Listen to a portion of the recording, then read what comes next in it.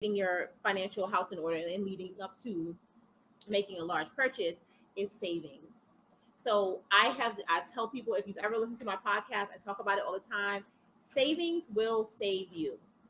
So if you're here and you're watching this webinar and you're considering making a large purchase like a home, the first thing that I want to ask you is about your savings. Are you contributing regularly? By regularly, I mean every paycheck. Are you contributing regularly to your savings? Do you have a savings fund, savings amount of a certain amount, 1 month, 3 months, 6 months of your salary?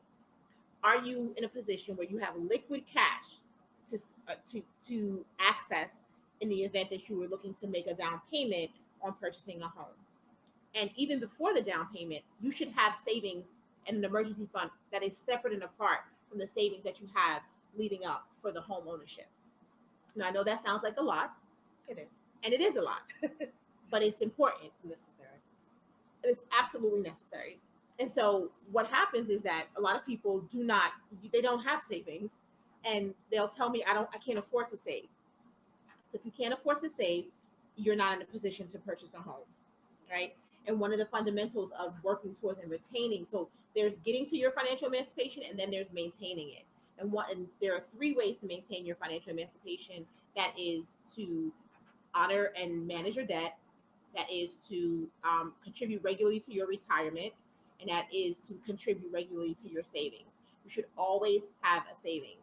And so getting into the habit, if you're thinking in 2-3 years you're ready to purchase a home, get into the habit of saving now. Begin a regular contribution to a savings account that is separate and apart from the bank for which you bank. And don't overcommit to saving to the point where you have to transfer money. If you are constantly transferring money from your savings back to your checking to cover your bills, you're doing two things wrong. You are over saving because you're saving beyond what you can afford, and you're overspending. And at that point, I know that you're not sticking to the budget that you set.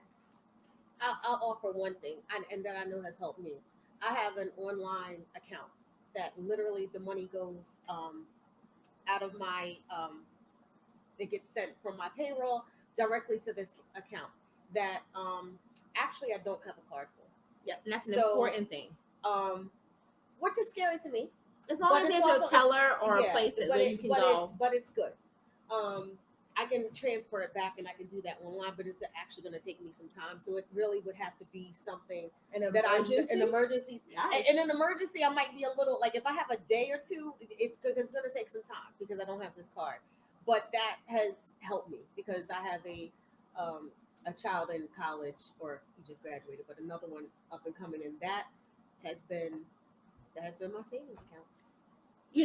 Again, with the savings, I know that people they say, it's over ambitious to think. I'm telling you, if you're looking to get prepared for a large purchase or just to get your finances together, a big part of it is savings.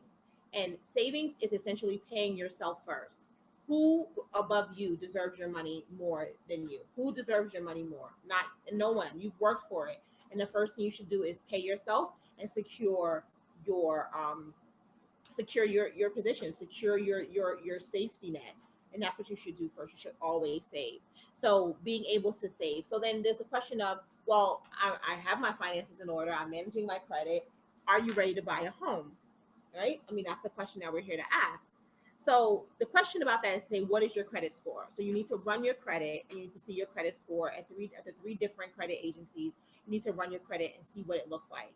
And before you go to talk to a professional, you should be looking at your credit and seeing what you need to do and what you need to manage and what you need to deal with. A big part of that is debt to income ratio.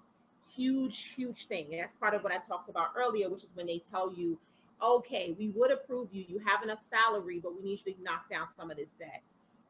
And so your credit card utilization should all be under 30%, 30% utilization, which really means that you are utilizing 30% or less of the available credit on the card that you have.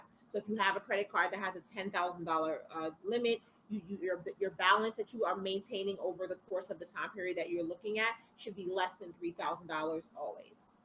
So that's sometimes hard to do because if you use up your credit card for something, but you've got to get it paid down. And if you're looking to increase your credit score, you want to get that paid down prior to the next you want to always keep that down prior to the next date for which your credit it resets, and then you'll be able to maintain. It won't impact your credit score when you go above that. And so there's a credit score. There's savings, and again, you need to have at least 3 months of savings in the bank before you're even considering going, because bankers and mortgage lenders, they do look at your amount of cash in the bank that you have, and They'll also see reserves to see if you have some money just in case something happened that Right. you're able to. and if you ever Where it if doesn't you affect own a your mortgage home, payments. something happens Yes. always. Unfortunately. And so I am a big and just to tell you, as far as the savings, and I just skipped over this, but I have to say it, your retirement is not your savings. Your retirement is not your savings. When I'm talking about savings, I mean a cash savings account, a bank account that has cash in it that is a savings account. Your retirement is not your savings. So a lot of people say, don't worry about it. I'm not worried about my down payment because I'm just going to borrow the money or take the money, withdraw it from my 401k in order to buy a house. That's legal. You can do that. I don't recommend it, but that's not a savings. So keep that in mind. That's not a savings account. That's a retirement account, and it's a account for which you are saving money for your retirement.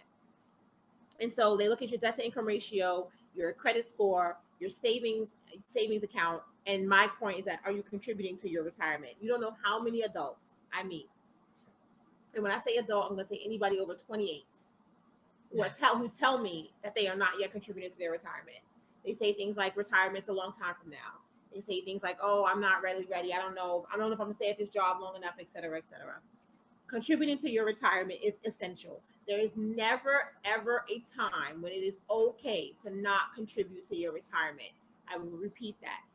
There's two things that's never okay. It is never okay to not save.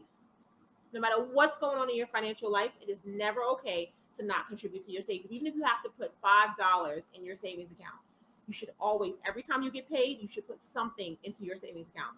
And it is never okay to not contribute to your retirement.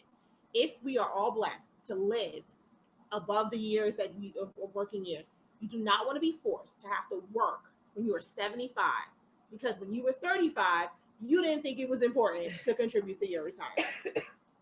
Trust me when I tell you, whatever sacrifice that you don't want to make now, you will make it later, because when it comes to finances, the sacrifice will always be made.